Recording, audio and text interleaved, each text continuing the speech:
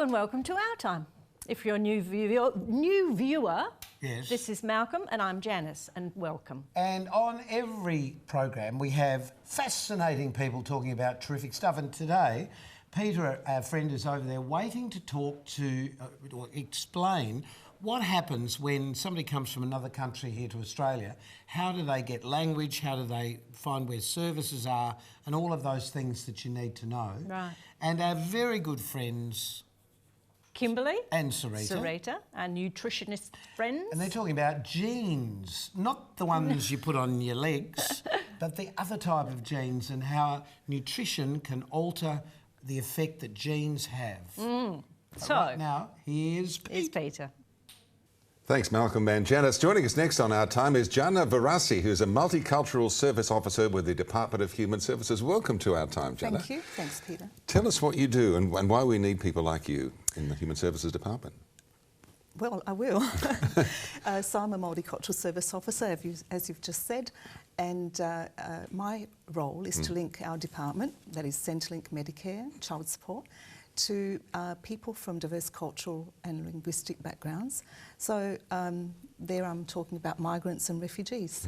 Yeah. So how many people would you see in a week that have this, that need your services? It's quite a few, I guess. Oh, a lot of people. But I see people in groups. So so it's not really so much one-on-one, but it's in a community organisation setting with people that are there to find out information about how they can access our services.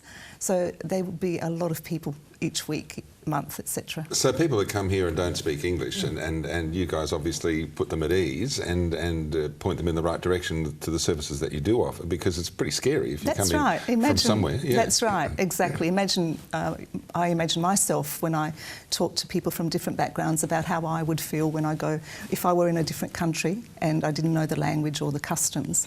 And so, yes, so my role is to put them at ease. You're absolutely right. Make sure that they understand about what services we offer, what programs, and ensure that I'm able to connect them to those services with the different ways that we have. Right, so we'll get onto that in a sec. So how do they come in just once, or is it a series of meetings with your staff? How does it work? Well, I actually go to them. Oh, so you go to them? Yeah, so mine is a community-facing role. So I make bookings, or people contact me to book me to go to their groups, and I also network with different service providers. I hold meetings with other providers, other service providers, that type of thing. So together we then are able to direct them to the right services that they need, not just our services but many others. Okay. And I also convene community forums. So. And how well attended are they? Obviously pretty popular, yeah? Oh, absolutely, yeah. So my community forums are aimed at the organisations and service providers, so that together we're able to then assist those customers. Now, you need interpreters, obviously, for all sorts of different languages, because so many different people who want to come to Australia. Right. And you do Italian very well because you're Italian. I'm Italian and I am bilingual, fluent, and is interpreter services that we have. We've seen something on the screen there That's about right. how to get hold of the people that you need. That's right.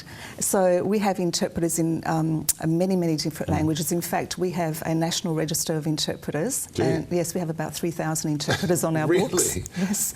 And so people have access to our interpreters free of charge. And we also have translation services.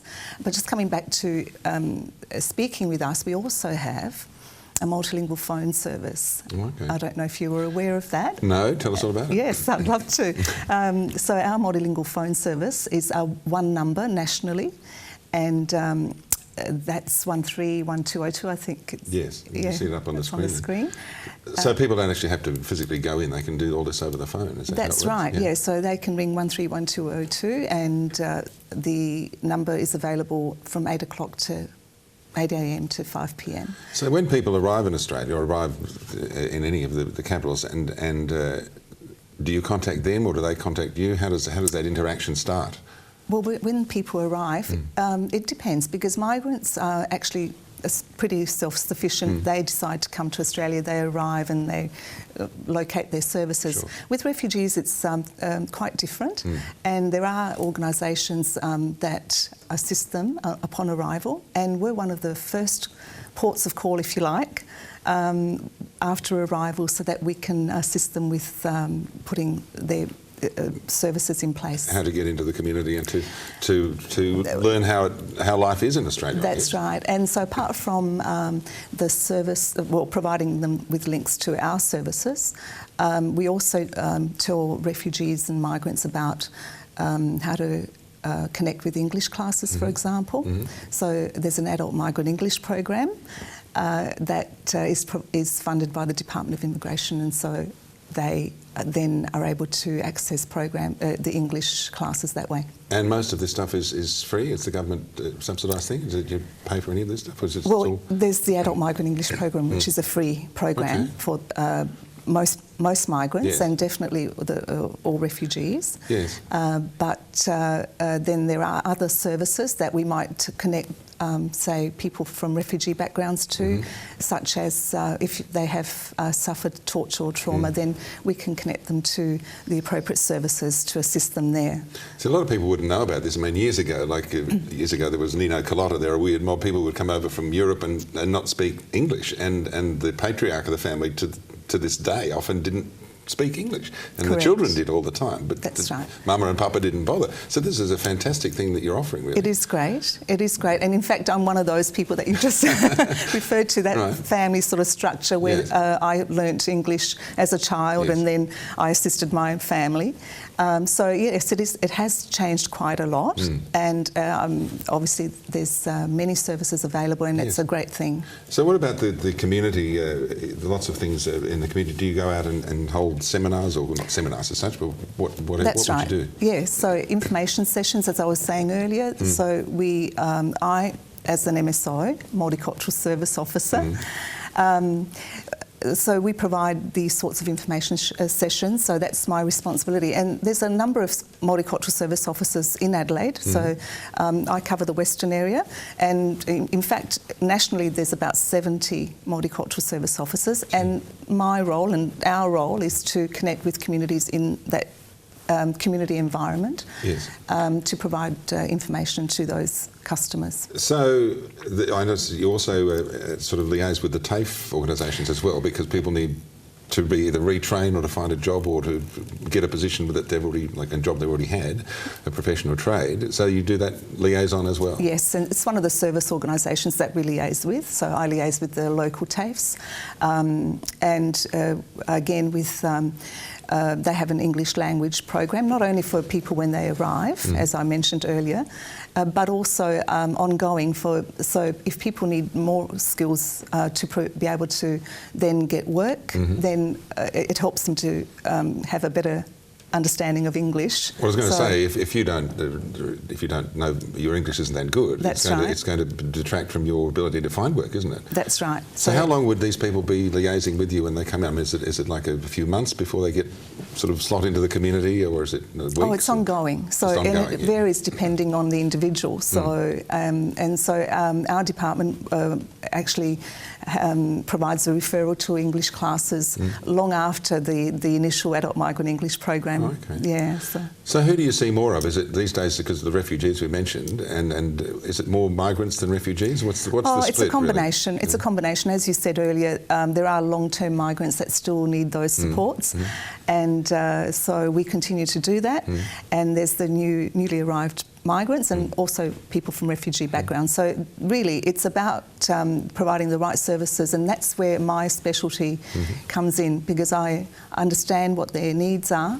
I've worked as an MSO, Multicultural Service Officer, for about 12 years, and the types of insights I have are crucial to enable our staff to also understand the types of things that people need. Well, I was going to say, you have to have empathy with the people you're dealing with. You can't just sort of, yes, I'm a bureaucrat and this is what you should do. It's not like that. No, it's not like that at all. In fact, it's a very personable type of approach. And I ensure that people in our department, in our offices, have a good understanding of what their needs might be. We provide multicultural awareness training. I can assist with particular cases if there's a very complex situation. So which there would be from time there to would time. be often. Yes. And so that's really what my role is about. It's about connecting with community and supporting our staff and ensuring that I have the networks to be able to provide the services or referrals to services. Because the Centrelink and the Human Services Department is a vast organisation. As you say, you can just on the phone or on the computer and you're in a whole different area. That's right. What sort of feedback do you get from some of these people that have come out to... Are they happy to see you? Absolutely. Are they stunned that you're offering this sort of service? Yes, they are surprised because often in their home country, the country that they've come from, doesn't provide many of these services, so they are very pleasantly surprised. Yes. And as I said, it's an ongoing relationship as well. So as they settle and become more self-reliant, then it changes, but the support is always there. So it's like any Australian, any person that needs our services at any time in their lives, we're there to support them. So it's the same thing. So what I aim to do is ensure that people from migrant and refugee backgrounds have access to services on par with other Australians. Anybody else? Yes. Gianna, it's fascinating. Thank you for coming in, and it's lovely to see you, and hopefully that information has been helpful for a lot of people, and another diverse thing that the Human Services Department does. Yes, thank you for having me. No worries. Thank you very much.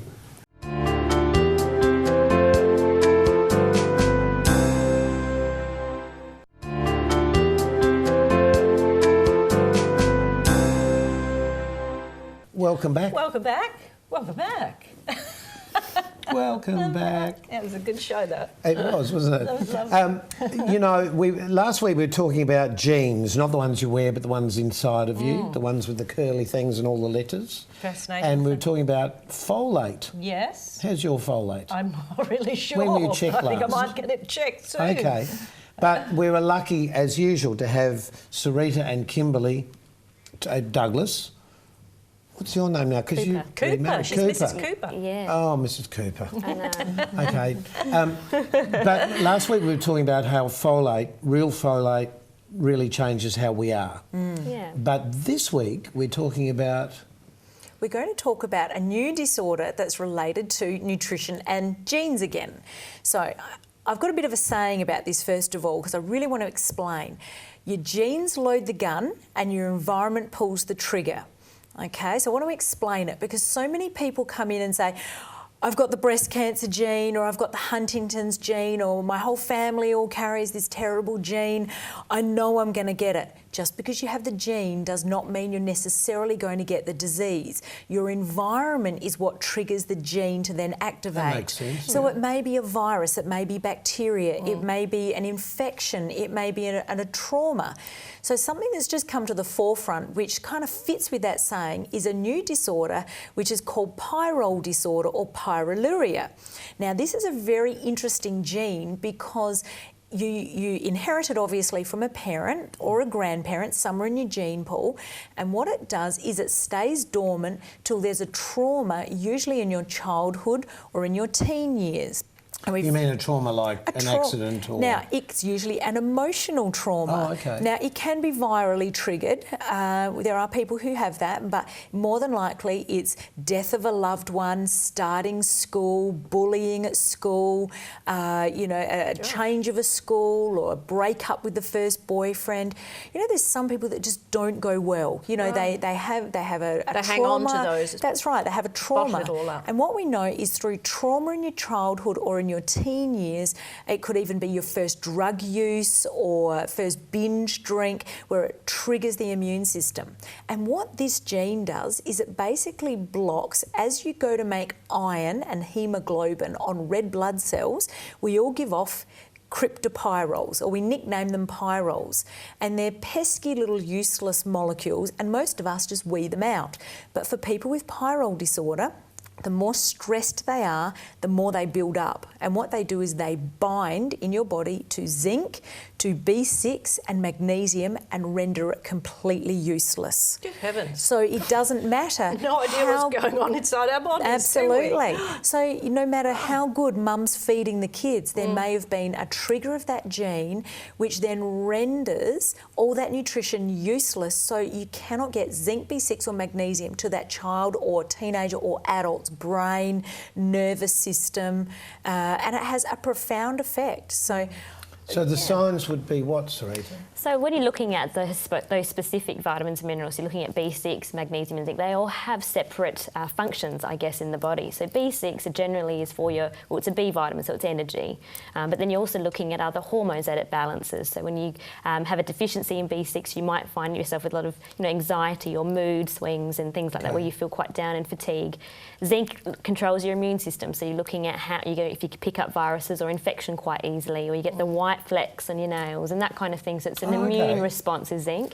And then you've got magnesium, which covers your nervous system. So you're looking at even the cramps in your legs, panic or panic attacks, anxiety. So magnesium is the greatest sort of calmer for your body. So when you bring all of those three, I guess, deficiencies together, you can have quite a few symptoms there, you know what I mean? And so when they don't get uptaken or absorbed in the body properly, you find yourself with these sort of symptoms all the time, being sick or continuously being ill. And you're kind of thinking, okay, what's going on here? So it's another, again, like we talked about, genetic thing or gene issue where the body struggles to uptake these three minerals, into your system. We're not saying this, we're not talking about this to frighten people. We're talking about this because we now, our knowledge of these things is so much more improved than even 10 years ago, isn't it? Well, like you were saying when we were talking before about the mother gene, this is all something that's very new that you've discovered. It is, and so many people, it's a simple urine test, which is done in a laboratory. So this isn't the grey area or complementary medicine. You don't have to do it in a laboratory, you do it in a... You do it in a little jar and they test it in a laboratory. But even for children, in a private room, that's right. home. It's all okay. Yes, okay. But, a simple test, and sometimes people have struggled for 20, 30 years with mental illness. We know that they say now that 20% of people with schizophrenia or bipolar also have pyrrole disorder, and we can get such amazing results with mental health treatment working with their pyrrole disorder as well as their psychologists, their psychiatrists, with some antidepressants. Sometimes people have had depression for 30 years. Yes, I've always thought it must have something to do with that. It can, and so, particularly when we love seeing children who are the high-end anxiety, the worriers, they're often pale. Which is becoming more and more is what we see as children with these, issues of anxiety, nervousness, not being able to sleep and all of that. And you sort of work out, okay, there's got to be something bigger to this than, even adults that come in going, I've taken magnesium my whole life, but I still get cramps. Well, you've got to work out then what are the cofactors that would be missing from the body that we need to bring together. How do you actually make that happen? How do you diagnose? I mean, you get information from a blood test, I imagine. Look, some of it is knowing your patient. But look, we do long consults and, in business that isn't a great business decision, but for patients' wellness, I really believe if you listen to your patient, they'll actually tell you what's wrong if you spend enough time with them. People actually inherently know what's going on in their body. And so if you spend an hour with someone and ask them enough questions, so there's value in a detailed history. If you sit down, talk to me about your family history, talk to me about your gut, talk to me about your energy, talk to me about your food intake, they will give you hints as you go along, which means you can then dumb down and organise the right tests for them. And if you can then do the right screening and work with their doctor and the tests they've already done, it usually uncovers patterns very quickly. So, very interestingly, we see a lot of autism and Asperger's children, and at the moment, nearly every single one is coming back positive with the mother gene as well as the pyrrole disorder. So we can suddenly give these parents a little bit of hope that while they're doing intervention at school and they're getting support in the schoolyard and they've had their diagnosis, but we can also get OTs and speech therapists and behavioural therapists, but nutritionists involved. We're giving if we can calm these kids down, if we can get rid of their anxiety, their stimming, their stuttering, you know, all of those things, we should be working together. Yes. When you talk about it, it all makes perfect sense. And I think what goes hand in hand with that, though, is understanding, food and nutrition and their gut environment. Like, I think a lot of these, nutrients, parents say, well, why can't they just eat? What foods can they have? That's all well and good, but the environment of their digestion is not allowing them to uptake a lot of these nutrients. Is it because of the pre-prepared foods taking over from the fresh food, do you think? Yeah, I think that's got a big part to play. Your processed, your sugars, all of those things are not, there's no quality or nutrients that are actually going to assist the body in its metabolic processes. I guess there's no one superfood, is there? I mean, everybody's different, so it has to be a combination of... And then it depends on your genes. And so, if we're talking about pyrrole disorder, we need to take specific compounds of supplements to actually override those pyrroles in the urine and the blood to actually get absorbency so that person gets better. So I could give them all the brains, all the superfoods, all the coconut oil, all the acai berry. Till the cows came home, it would make zero difference. I could give them a really good multivitamin. I could give them anything from a health food store. It would make no difference. But if given the right formula for that defect, you're suddenly going to get a response. Does that take a long time to find the right nutrition, the right chemicals? Not really. If you're doing your tests right, there's protocols that are set for everything. Right. So we've got access to a lot of natural therapies, a lot of brands that we can use. What takes it is the time for absorbency. If you've been deficient for 60 years or deficient for 47 years, it's not like just popping something and expecting to just bounce around the room. People come back in 4 weeks and say, I'm a little bit better. You need to look at 6 months to 12 months for that uptake to start righting all the imbalances that have been there for your whole life. Well, it's fair to say we've been taking something. Yes, we won't tell you what it is just at this time because we're doing our own trial. On your recommendation. Yes, Excellent. and given some time, we'll let you know. But I've seen a change in me in this period of time that I wasn't expecting at all. So we're very interested. It is actually. Good. Great. It really is, because these are areas that we've probably not seriously looked at before as human beings. Funnily enough, we're more familiar with talking about genes and all of that probably from those CSI type programs on television. So we understand now what you're talking about in a visual way, because you're forever seeing the the curly things happening. So I think this is just wonderful news that hopefully we can continue to build on this path, so that Absolutely. people at home get more of an idea of what they can do to help themselves. It's all about knowledge. Yeah. If you have knowledge, then you can research it, and then you can work with your doctor and a natural therapist. And that's what we should be doing, is working together, not have all independent practitioners who don't know what's going on with the same patient. It also comes back to lifestyle. It's changing your lifestyle in a way that it's going to be beneficial. Positive for you. If you've been dealing with symptoms your whole life, you don't expect it to just change overnight. You've got to change your lifestyle in order for things to change. To live a better, healthier, more comfortable That's lifestyle. right. We've run out of time again, As unfortunately. We always do. So thanks once Thank you again, and we look forward to next time. Think about next time. The next topic. And we'll be back shortly with some more airtime.